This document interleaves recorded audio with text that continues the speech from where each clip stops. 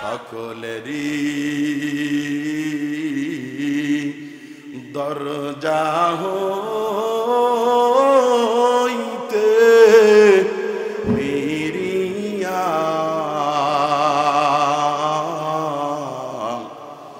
তোমারি দরওয়াজায় রইলাম পড়িয়া। বলেন বলেন, সকলেরই দরজা হইতে ফিরিয়া তোমার দরওয়াজায় রইলাম পড়িয়া। এ জীবনে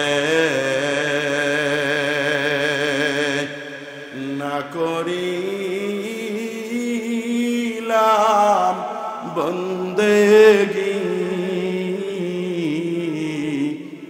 গুনাহ করে কাটাইলাম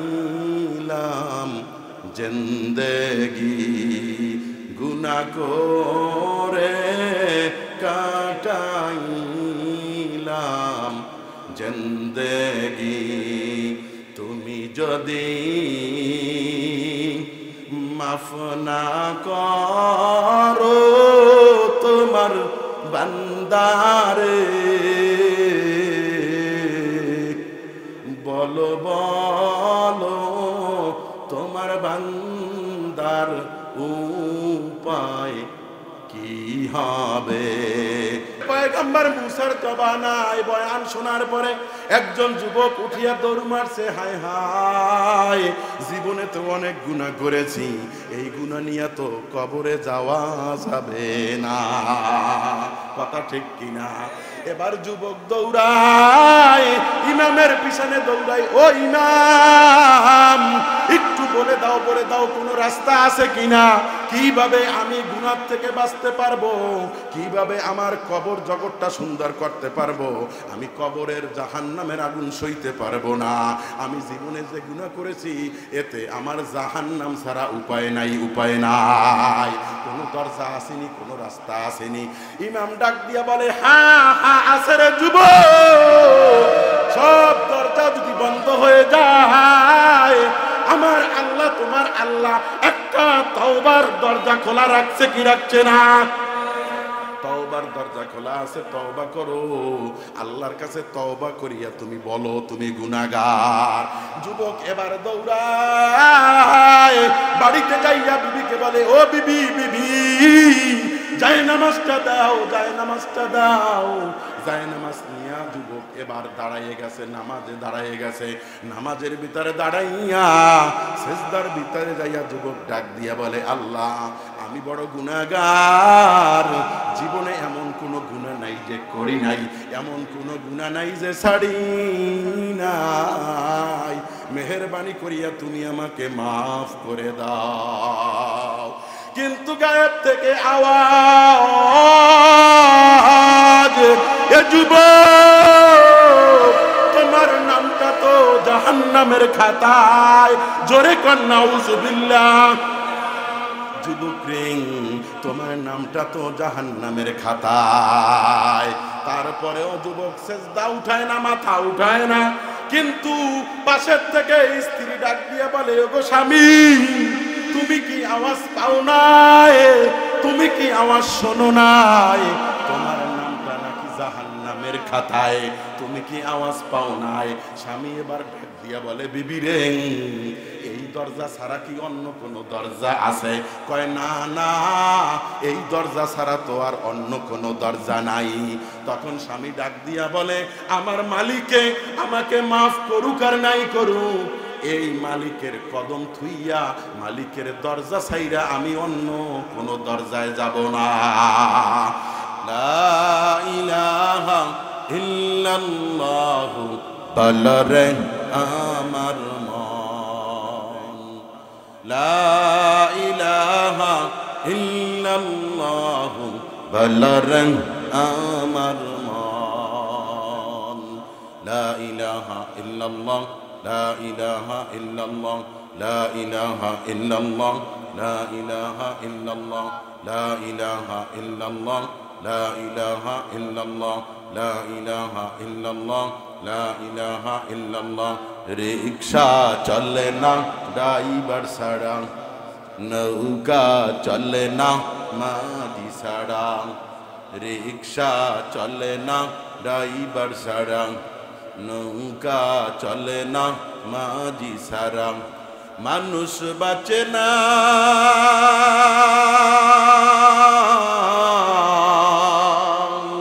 মানুষ বাঁচে না রুহু ছাড়া, পৃথিবী চলে না আল্লাহ ছাড়া।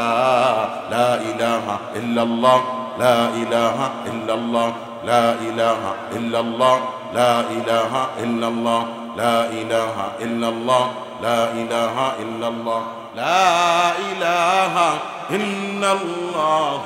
বলরেন আমার মন লা ইলাহা ইল্লাল্লাহ, বলরেন আমার মন।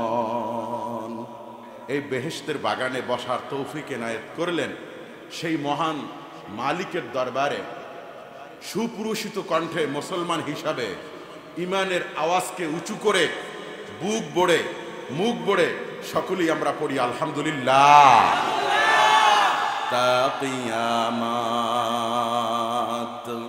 গর্বগুয়ম দি কালাম, সদ কিয়ামত বগদর দিনা তমাম, শুক্র নেমত নেমতদ আবজু কুনাদ, কুফর নেমত আজ কওয়াফত বিরু কুনাদ।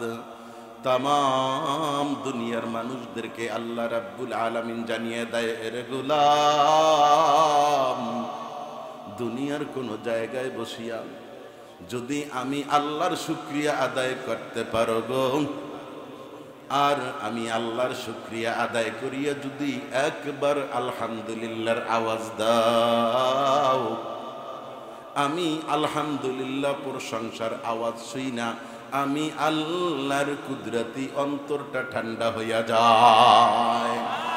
এ গোলাম, কারণটা কি জানো? আমি যখন দুনিয়ার ভিতরে নতুন করে খলিফা বানাইব, আমি বলেছিলাম ও ফেরেশতারা, প্রধান ফেরেশতাদেরকে ডাক দিয়ে বলেছিলাম, ফেরেশতারা রে, জমিনে চলে যাও, মাটি নিয়ে আসো, আমি নতুন করে খলিফা বানাইতে চাই। কথা বলেন ঠিক কিনা? ফেরেশতারা ডাক দিয়া বলে, মালিক না না, নতুন করে খলিফা বানানোর দরকার নাই, আমরাই তো যথেষ্ট, আমরাই যথেষ্ট, আমরা আপনার বন্দিগির জন্য, গোলামের জন্য যথেষ্ট। আমরা হাজার হাজার বছর সেজদার ভিতরে কাটাই গো, হাজার হাজার বছর আমরা রুকুর ভিতরে কাটাই। আল্লাহ রাব্বুল আলামিন ডাক দিয়ে কয়, ফেরেশতারা শোনো, ইন্নী আ'লামু মা লা তা'লামুন।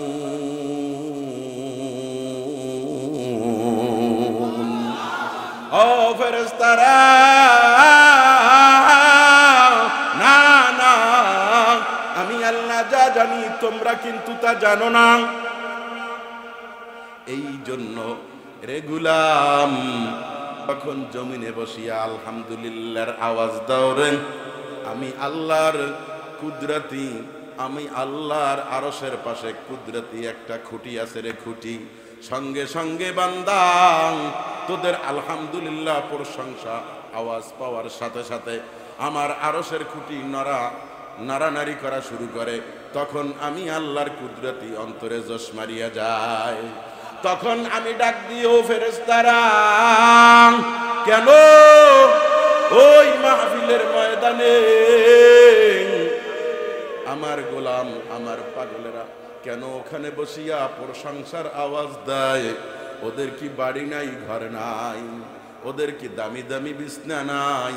কেন এই ঠান্ডার ভিতরে এই খোলা মাঠের ভিতরে বসা রে? ফেরেশতারা ডাক দিয়া বলে আল্লাহ।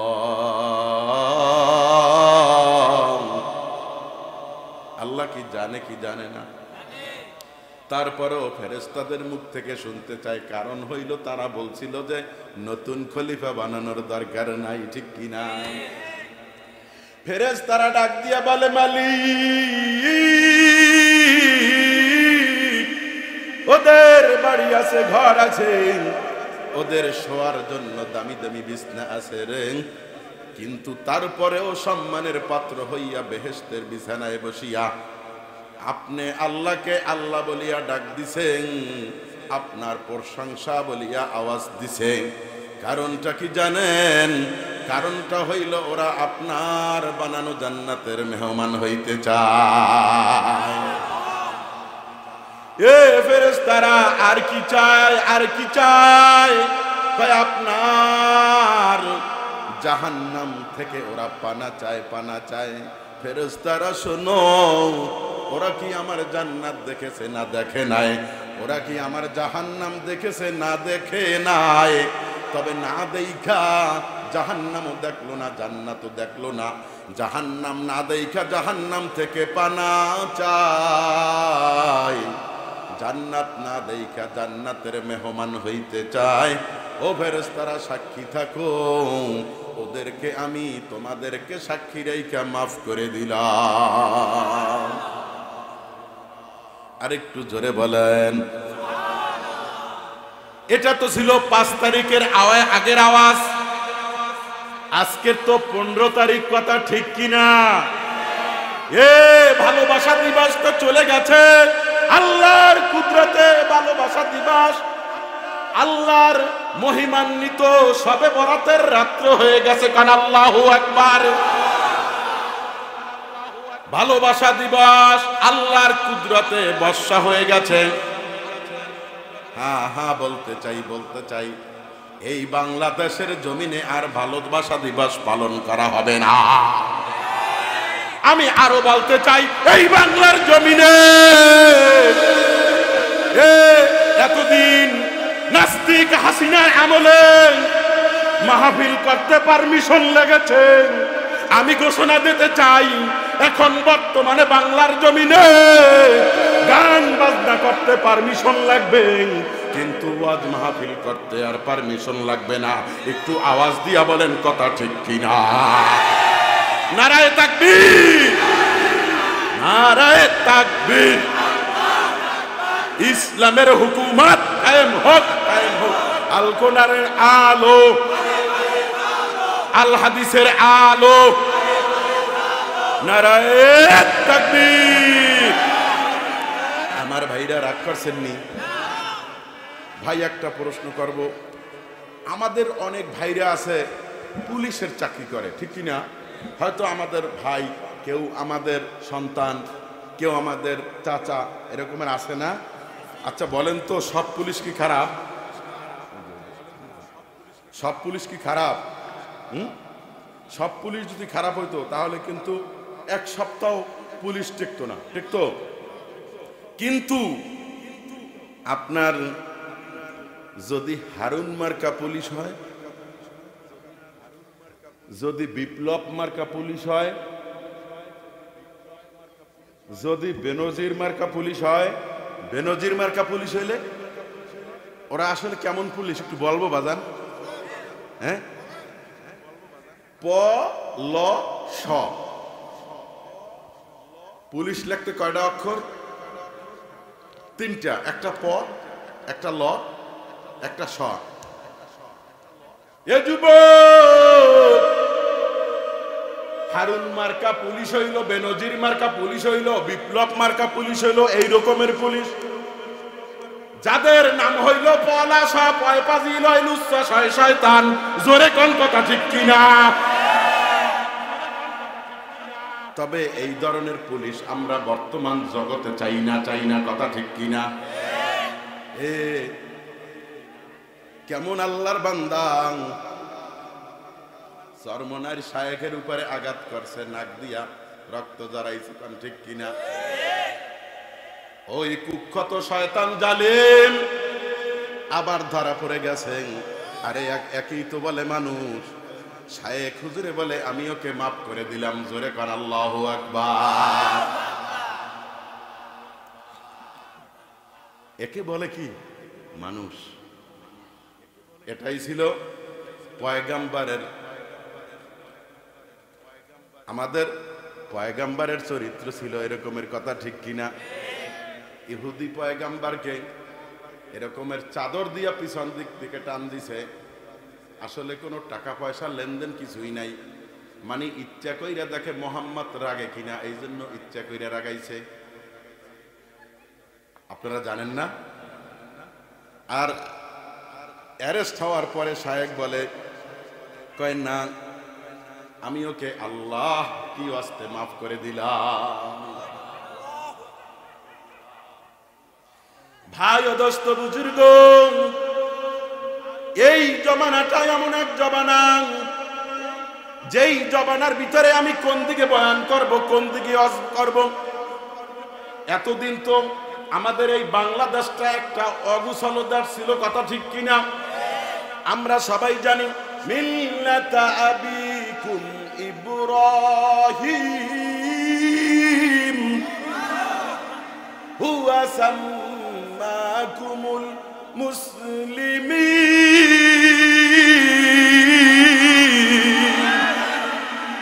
জাতির পিতা কে ছিল? কে ছিল? একটু আওয়াজ করে বলেন, কে ছিল? আর আপনি আমি কখন মরে যাব তার কোনো গ্যারান্টি আছে নাকি? কিন্তু দেখেন 24 সাল, আবার 30 সাল, আবার 34 সাল, 41 সাল পর্যন্ত স্বপ্নে দেখে, কথা ঠিক কিনা? আর একটা মানুষকে মহামানুষ, মহামানব এবং সব কিছু বানাইতে বানাইতে বানাইতে শেষ পর্যন্ত জাতির পিতা পর্যন্ত বানাইয়া ছাড়ছে, কোন ঠিক কিনা? এ মুসলমান, এ আল্লাহর গোলাম যুবক, ওই যে নমরুদ খোদা দাবি করেছিল, করছিল কিনা? বর্তমানে যেই জায়গায় আল্লাহর ঘর খানায় কাবা, ওই জায়গায় কিন্তু নমরুদ পায়খানা বানাইছিল, কান নাউজুবিল্লাহ।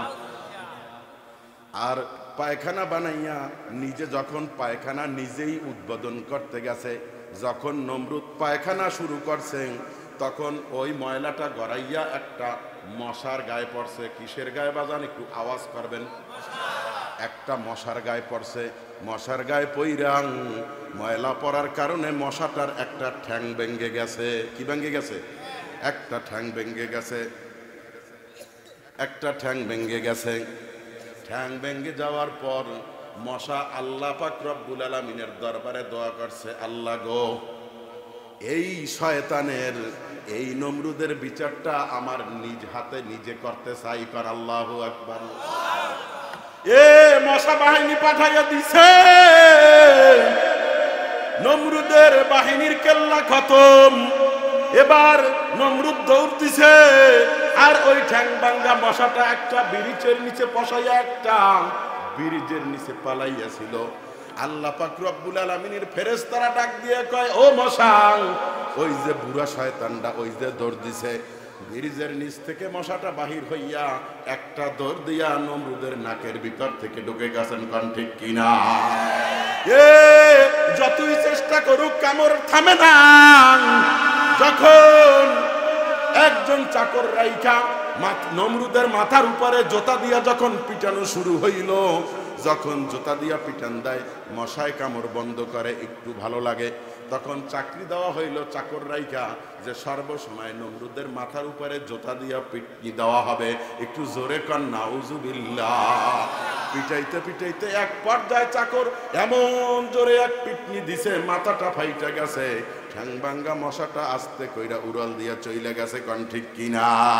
এ বাড়াবাড়ি করতে করতে করতে করতে করতে করতে যখন জাতির পিতা হিসাবে আখ্যা দিয়েছে, আর জাতির পিতা পিতার ছবি যদি ঘরে না থাকে তাকে অ্যারেস্ট করা হবে, জাতির পিতা না বললে তাকে শাস্তি দেওয়া হবে। এরকমের যখন সীমা অতিলঙ্ঘন করেছে, আপনারা তো নিজের চোখে দেখেছেন, জাতির পিতার মাথার উপরে উঠিয়া ওই ছেলেরা মাথার উপরে উইটা প্রস্রাব করছে, কোন ঠিক কিনা? তাহলে আল্লাহ পাক রব্বুল আলামিন যাকে চায় সম্মান দিবে আর যাকে চায় অসম্মান করবে, ঠিক কিনা? তোমাকে ছাইরা দিছে, সুতা ছাইরা দিছে, এই জন্য তুমি ঘুড্ডির মতন উপরে উঠিয়া যদি এরকমের বলো না না না আর আসবো না, কিন্তু তোমার বুঝতে হবে মুসলমান, যে তোমার রশিটা কার হাতে? ঘুড্ডির রশি যেমন মালিকের হাতে, তোমার আমার রশি কিন্তু আমার মাওলার হাতে, কান ঠিক কিনা? তুমি যতই বলো এই দুনিয়ায় আসছি আর যাব না, কিন্তু বাজান একটু বলেন তো, আপনার আমার যাওয়া লাগবে কি লাগবে না? তারপরেও আমরা কিন্তু বিশ্বাস করি, সবই বিশ্বাস করি। মুসলমানরা বিশ্বাস করে তা নয়, যত মানুষ আছে মুসলমান, ইহুদি, বুদ্ধিস্ট, গারো, মারমা, চাকমা, যত মানুষ আছে সবাই কিন্তু মরা লাগবে এই কথাটা বিশ্বাস করে। যদিও তারা কবর বিশ্বাস করে না, আল্লাহ বিশ্বাস করে না, হাসর বিশ্বাস করে না, নবী পয়গাম্বার বিশ্বাস করে না, কিন্তু তারা কিন্তু একটা কথা বিশ্বাস করে যে মরা লাগবে। কিন্তু তারপরেও এখানে যারা আছেন আমি সহ আমরা তিনটা জিনিস চাই না। এক নম্বরে আমরা মরতে চাই না, দুই নম্বরে আমরা বুড়ো হইতে চাই না, তিন নম্বরে আমরা গরিব হতে চাই না। একটু জোরে আওয়াজ দিয়ে এখন কথা ঠিক কিনা?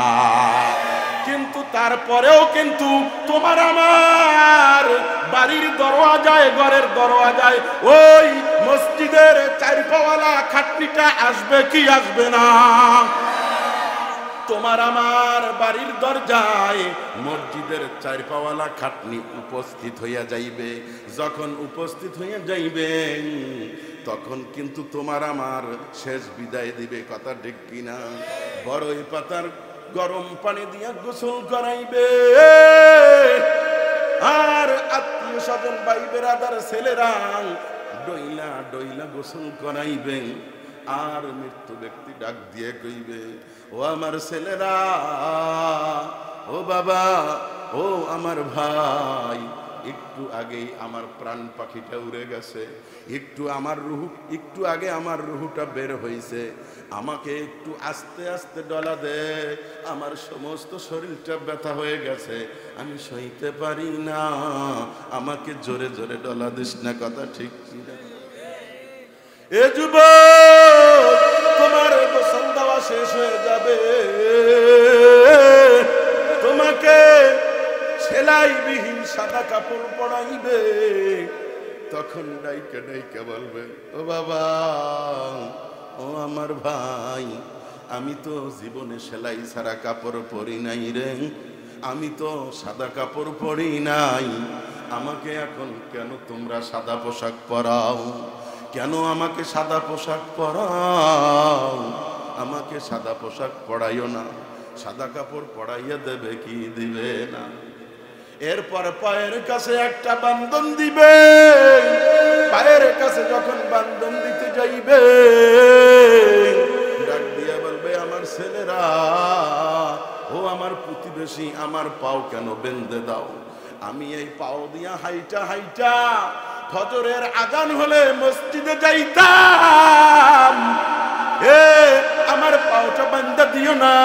আমি এই পা দিয়া হাইটা সিনেমা হলে যাই নাই, আমি এই পা দিয়া হাইটা পতিতলায় যাই নাই, আমার পাওটা বান্ধিস না। আমি এই পা দিয়া হাইটা হাইটা চরমনার মাহফিলে গেছি, আমার এই পা দিয়া হাইটা হাইটা কত জানাজা নামাজে শরীক হইছি, ছেলেরা আমাকে বান্ধিস না।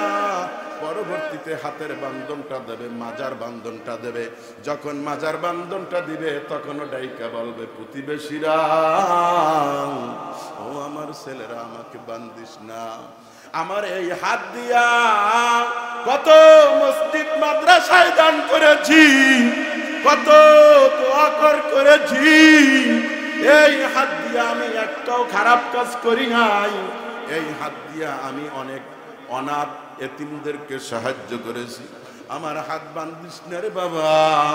তারপরে চলে যাইবে, মাথার কাছে যাইবে কি যাইবে না?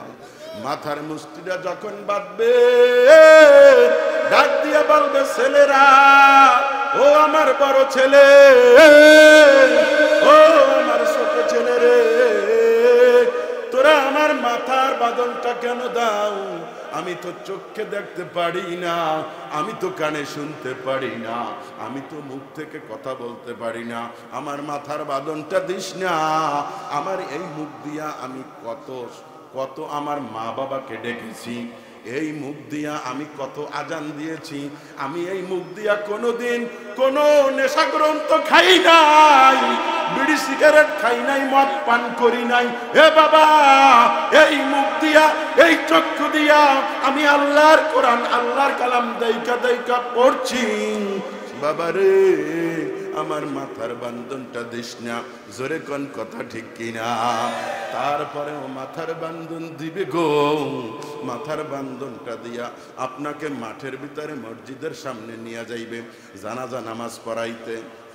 যখন দাঁড়াইয়া যাইবে, মুর্দা ব্যক্তি ডাক দিয়া বলবে, ও আমার ভাই, ও প্রতিবেশীরা, ও ছেলেরা, আমাকে উঠাইয়া দে, আমিও তোদের সঙ্গে নামাজে শরীক হইব। এই বলিয়া কাঁদবে। জানাজা নামাজ শেষ হয়ে যাবে। এবার কাদের ভিতরে নিয়া কালিমায়ে শাহাদাত পড়তে পড়তে গোরস্থানের দিকে রওনা হইবে। তখনও কাঁদতে থাকবে, ও আমার প্রতিবেশীরা, ও ছেলেরা, আমারে কি তোরা শেষ বিদায় দাও নাকি? আমারে শেষ বিদায় দিস না, আমি একা তো কোথাও যাইব না, একা কোথাও থাকতে পারবো না। এরকমের করতে করতে গোরস্থানের কিনারায় নিয়ে যাইবেন। তিনটা লোক নামবে। তিনটা লোক নামার পরে সুন্দর করে বিসমিল্লাহি ওয়া আলা মিল্লাতি রাসূলিল্লাহ। জোরে কোন কথা ঠিক কিনা? এ রাসূলের তরিকায় তোমাকে শোয়াইয়া দিবে গো। শোয়াইয়া দুইটা লোক দুই পাশে ভর দিয়া উঠা যাইবে। একটা লোক আস্তে আস্তে করে চাটাইটা বিছাইয়া, আস্তে আস্তে করে বাঁশের খুল্লিগুলা আস্তে আস্তে করে বিছাইয়া দিবে। কোন ঠিক কিনা? তখন ডাক দিয়া বলবে, রে বুঝেছি বুঝেছি, আমার কেউ নাই, কেউ নাই, আমি খালি হাতে চলে যাচ্ছি, আমাকে শেষ বিদায় দেওয়া হইতেছে। এই বলিয়ে বান্দা এমন মরণ চিৎকার দিবে রে যুবক, এ মুসলমান, এমন মরণ চিৎকার দিবে, যেই চিৎকার যদি কোনদিন এই পৃথিবীর মানুষের কানের ভিতরে ওই চিৎকারের আওয়াজ যাইত, সমস্ত পৃথিবীর মানুষগুলা বেহুশ হইয়া ফেল করিয়া মারা যাইত। একটু জোরে কোন কথা ঠিক কিনা? আপনাকে আমাকে শেষ বিদায় দেওয়া হইবে। যখন কবরের ভিতরে রাইখা হাঁটি হাঁটি পা পা করে আস্তে আস্তে স্বজনরা বিদায় নিবে গো। এ বন্ধু, যুবক ভাই, তখন আপনার আমার কবরে সর্বপ্রথম একজন ফেরেশতা চলে আসবে, যেই ফেরেশতার নাম হইল নওমান ফেরেশতা। কি ফেরেশতা বাজান? কি ফেরেশতা? একজন নওমান ফেরেশতা চলে আসবে। চলে আইসা সঙ্গে সঙ্গে মুর্দারকে উঠাইয়া বসাইয়া দিবে। উর্দারকে বসাইয়া দেওয়ার পরে তাকে বলবে, ও আল্লাহর বান্দা, তুমি দুনিয়ার ভিতরে 60 বছর, 70 বছর, 80 বছর জিন্দেগির হায়াত পেয়েছো।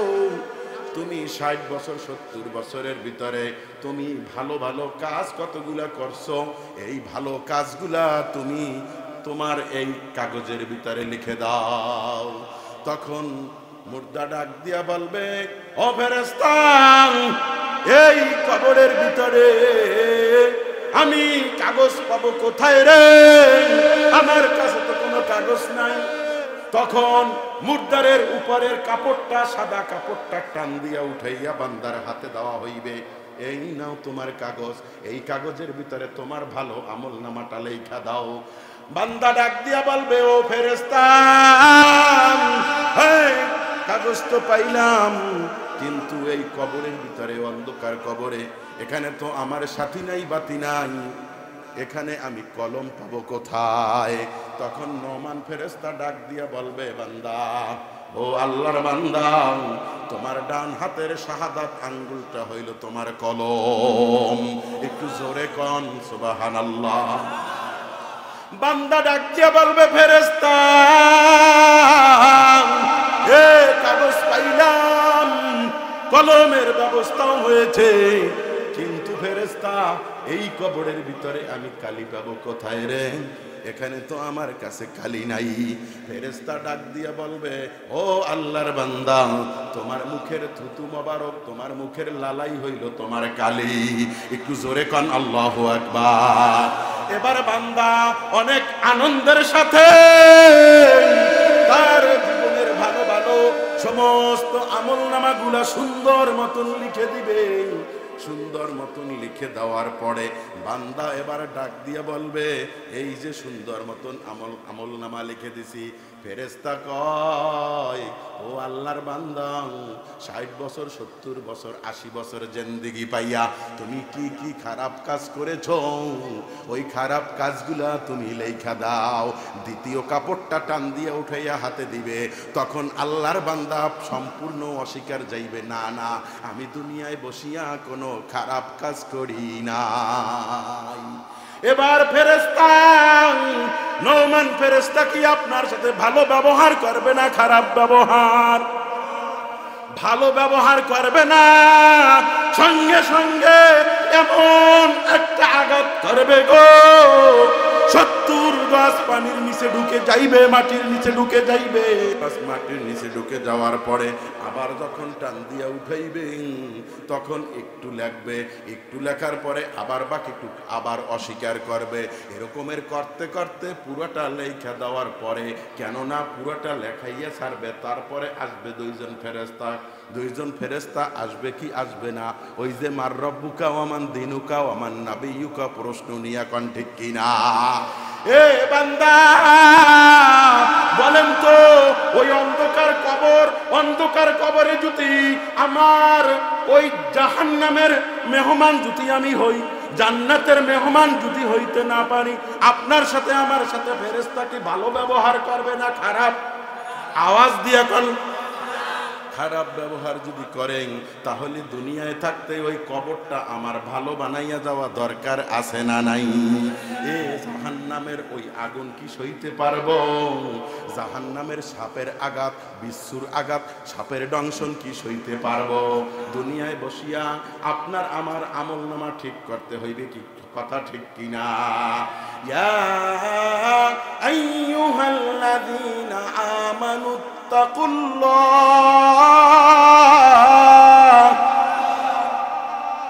হাক্কা তুকাতিহি ওয়া লা তামুতুন্না ইল্লা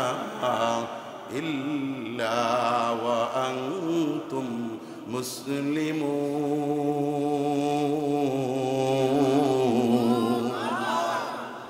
এ যুবক, দুনিয়ায় বসিয়া আমার কবর জগৎটা ঠিক করতে হবে, কোন ঠিক কিনা?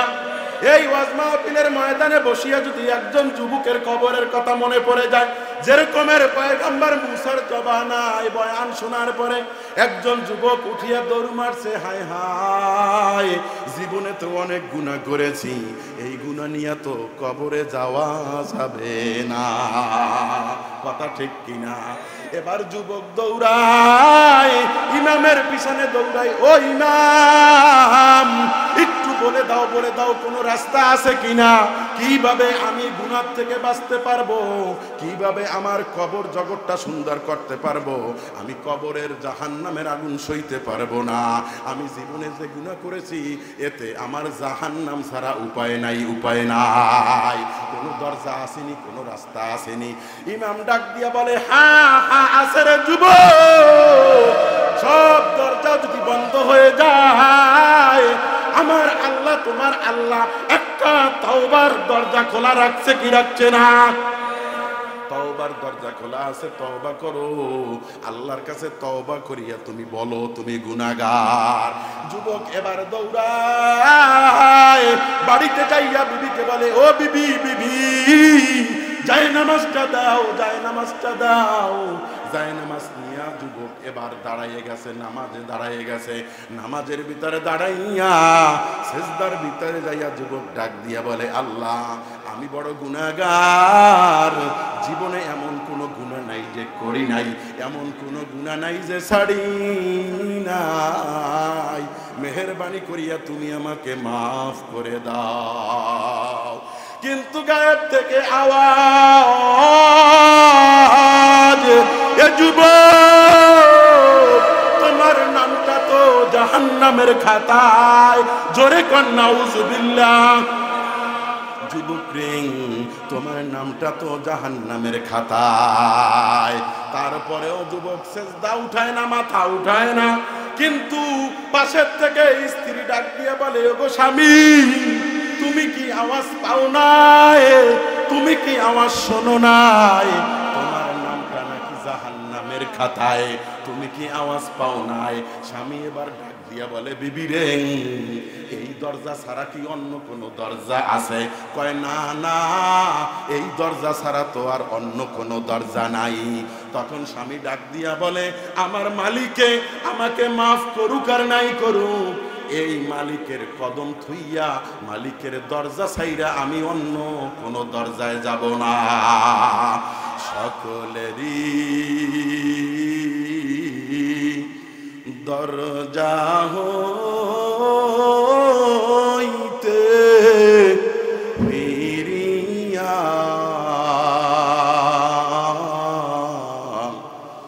তোমারি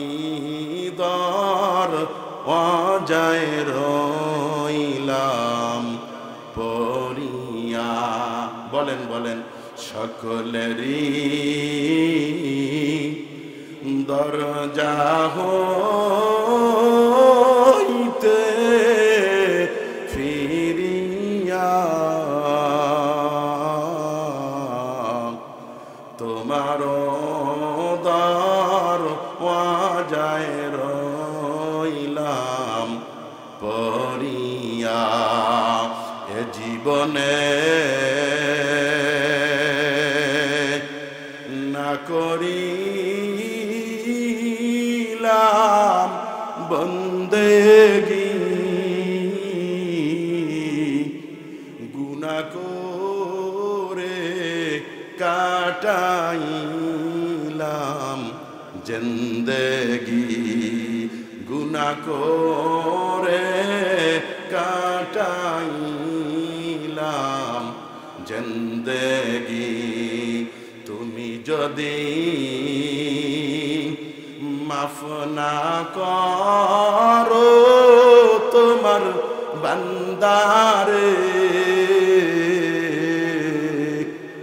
বলো বলো তোমার বান্দার উপায় কি হবে? জোরে কোন কথা ঠিক কিনা?